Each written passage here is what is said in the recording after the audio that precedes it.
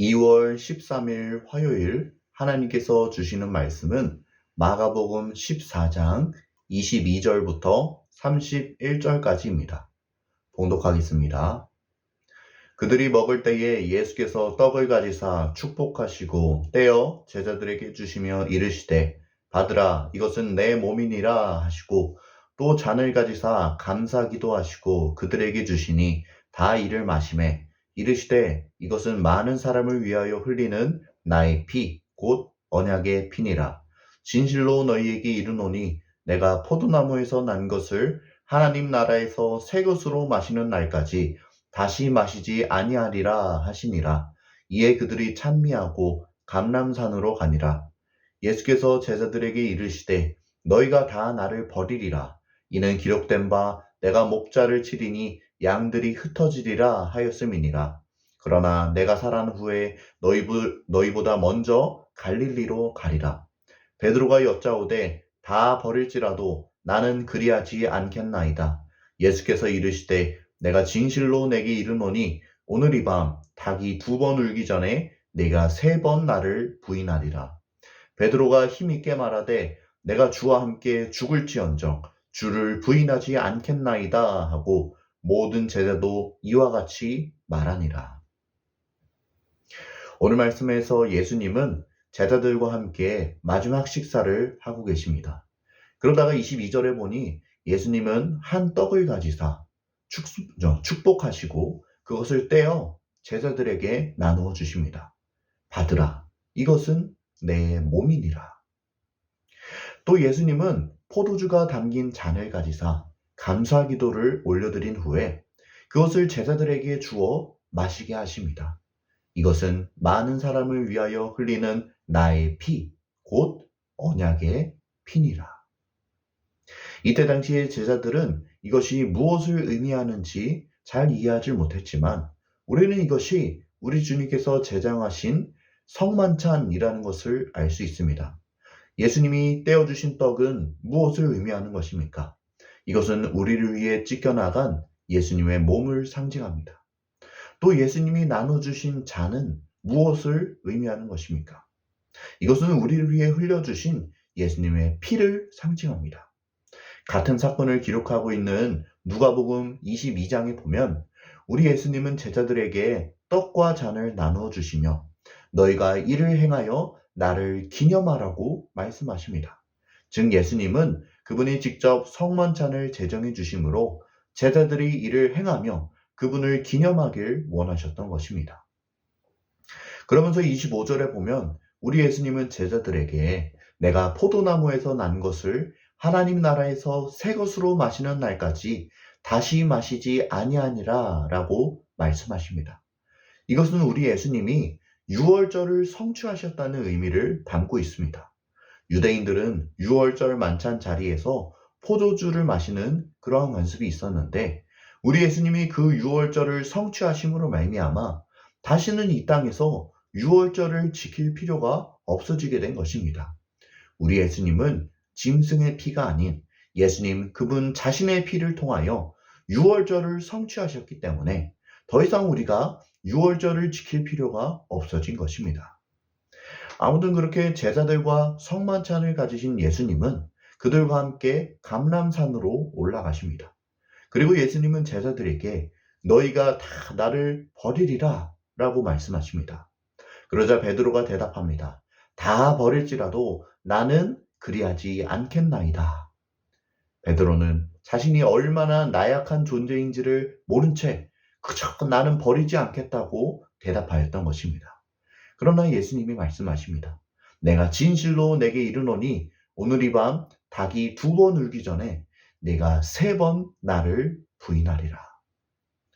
베드로는 여전히 내가 주와 함께 죽을지언정 주를 부인하지 않겠다고 힘있게 이야기하지만 우리 주님께서는 그의 연약함을 이미 다 알고 계셨습니다. 여기까지가 오늘 우리가 읽은 본문의 내용입니다. 오늘 주시는 메시지입니다. 첫째, 생명의 구주이신 예수님을 기념하라. 해마다 성찬식에 참여할 때면 나를 기념하라 라고 적혀 있는 커다란 보를 보게 됩니다. 이제 우리가 받게 될 성찬식이 예수님을 기념한다는 의미를 담고 있다는 것이죠. 이처럼 오늘 말씀에 기록되어 있는 이 마지막 만찬은 단순히 예수님이 제자들과 함께 식사 교제를 한다는 것, 그 이상의 의미를 가지고 있습니다. 먼저는 예수님의 사역이 이 땅에 어떤 의미를 가지고 있는지를 설명해 주고 계시죠. 우리 예수님은 그분의 살을 찢어주심으로, 피를 흘려주심으로 이 땅을 구원하셨습니다. 우리 예수님은 제자들과의 마지막 식사 자리에서 이것을 그들에게 알려주고자 하신 것입니다. 그러면서 동시에 예수님은 제자들에게 한 가지 부탁을 남기고 있습니다. 그것은 바로 너희가 이를 행하여 나를 기념하라는 것입니다. 실제로 그리스도인들은 초대교회로부터 시작하여 이 성찬식을 통해 우리를 위해 죽으시고 피 흘리신 예수님을 기념하곤 했습니다. 내가 받아야 할 그 죄의 형벌을 나 대신 받아주신 우리 주님을 기억하며 말입니다. 얼마나 감사한 일입니까? 우리 주님은 그분의 목숨을 바쳐 우리를 죄와 사망으로부터 구원해 주셨습니다. 하지만 우리가 이 땅에 살다 보면 종종 그 주님을 잊고 살아갈 때가 있습니다. 우리가 받은 은혜가 너무나 크고 소중한 것임에도 불구하고 이 땅에서의 삶에 집중해서 살아가다 보면 그 은혜를 잊고 살아갈 때가 있다는 것입니다. 우리 주님이 우리에게 무엇을 요구하셨습니까? 우리를 구원하시기 위해 어떤 대가를 요구하셨습니까? 어떤 조건을 말씀하셨습니까? 우리 주님께서는 단지 나를 기념하라 라고 말씀하셨을 뿐입니다. 우리의 구원 사역은 그분이 이미 다 이루어내셨기 때문입니다. 우리 주님께서는 이미 구약의 그 모든 언약을 다 성취하신 분입니다. 우리는 그저 그 은혜를 기억하고 그 은혜에 감격하며 우리 주님을 기념하는 것입니다. 그분께 감사하는 것입니다. 나의 삶에서 우리 주님을 잊지 않는 것입니다. 우리 주님은 우리에게 이렇게 말씀하십니다. 너희가 이를 행하여 나를 기념하라. 우리 주님의 말씀처럼 삶에서 우리 주님을 기념하는 우리 모두가 될 수 있기를 간절히 소원합니다. 둘째 주시는 메시지입니다. 예수님의 부활은 제자들의 실패보다 위대하다. 우리 예수님은 곧 있으면 자신에게 어떤 일이 일어날지를 아셨습니다. 그분이 어떤 고난을 당하게 되실지, 그분이 어떤 죽음을 맞이하게 되실지, 또 죽음에서 어떤 부활을 맞이하게 되실지 말입니다. 동시에 예수님은 그분의 제자들이 어떤 반응을 보일지도 알고 계셨습니다. 그래서 주님이 말씀하십니다. 예수께서 제자들에게 이르시되 너희가 다 나를 버리리라. 이 말에 베드로는 내가 주와 함께 죽을지언정 주를 부인하지 않겠나이다 라고 대답하지만 결과는 달라지지 않았습니다. 베드로는 예수님이 말씀하신 대로 닭이 울기 전에 그분을 3번 부인하였습니다. 예수님은 제자들이 어떻게 실패할지를 이미 알고 계셨습니다. 그들이 예수님을 어떻게 버릴지도 이미 알고 계셨습니다. 하지만 이러한 오늘 말씀 속에 반전이 숨어 있다고 한다면 그것은 28절 말씀일 것입니다. 그러나 내가 살아난 후에 너희보다 먼저 갈릴리로 가리라. 우리 주님은 아셨습니다.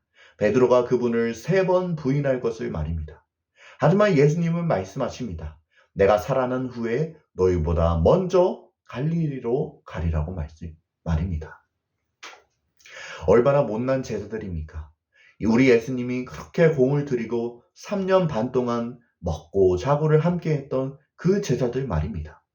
그 제자들이 예수님의 십자가를 만나게 되자 그들은 그 십자가 앞에 우리 예수님을 3번이나 부인하였습니다. 그러나 부활하신 우리 예수님이 그런 제자들을 찾아오십니다.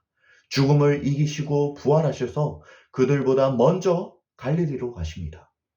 우리 예수님이 너희가 다 나를 버리리라 말씀하실 때 이것을 강하게 부인했던 베드로.